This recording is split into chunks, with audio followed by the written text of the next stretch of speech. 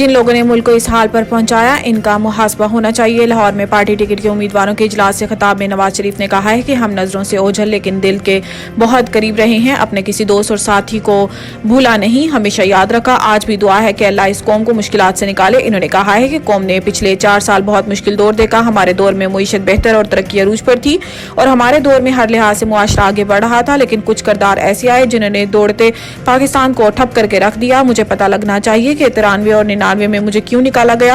हमने कहा कि कारगिल लड़ाई नहीं होनी चाहिए थी, क्या इसलिए निकाला गया? वक्त साबित कर रहा है कि हम सही थे, वो फैसला भी हमारा सही था। मुल्क की बात आती है तो हम पीछे नहीं हटते। हमने एटमी धमाके किए और पाकिस्तान मजबूत हो गया। आज किसी की जरूरत नहीं कि पाकिस्तान पर चढ़ दौड़े या मैली आंख से देखे। हमने मुआशी, दफा और खारजा हर फ्रंट पर कारकर्दगी दिखाई। हमारे दौर में भारत के 2 वजीर आजम मोदी और वाजपेयी पाकिस्तान आए। अब हमें अपने मामलात भारत और अफगानिस्तान के साथ भी ठीक करने हैं।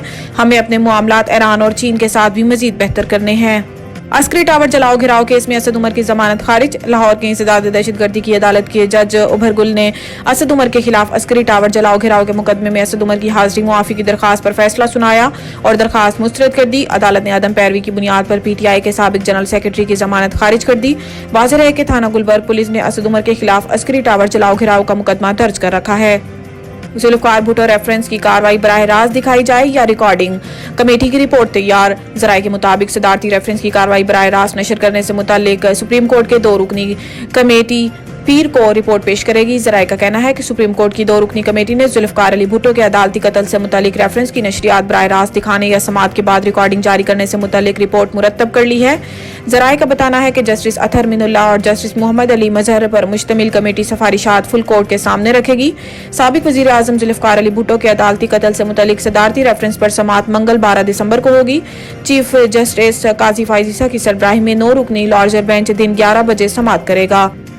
इमरान खान ने तौहीन इलेक्शन कमीशन की कार्रवाई और जेल ट्रायल को चैलेंज कर दिया। इमरान खान की जानिब से दरखास्त सलमान अकरम राजा और बैरिस्टर समीर खोसा की वसातत से दायर की गई है। दरखास्त में विफाकी हुकूमत, इलेक्शन कमीशन और अडियाला जेल के सुपरिटेंडेंट को फरीक बनाते हुए कहा गया है कि इलेक्शन कमीशन ने गैर कानूनी तौर पर तौहीन कमीशन की कार्रवाई शुरू की है। इलेक्शन कमीशन के पास तौहीन कमीशन की कार्रवाई का इख्तियार नहीं है।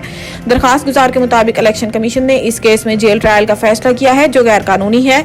जेल में खुफिया ट्रायल आइन के आर्टिकल 4 की खिलाफ वर्जी है। लाहौर हाईकोर्ट में दायर दरखास्त में कहा गया है कि इलेक्शन कमीशन ने 13 दिसंबर की तारीख जेल में फर्द जुर्म की कार्रवाई के लिए मुकर्रर की है। अदालत इलेक्शन कमीशन का जेल ट्रायल करने का फैसला कलअदम करार दे।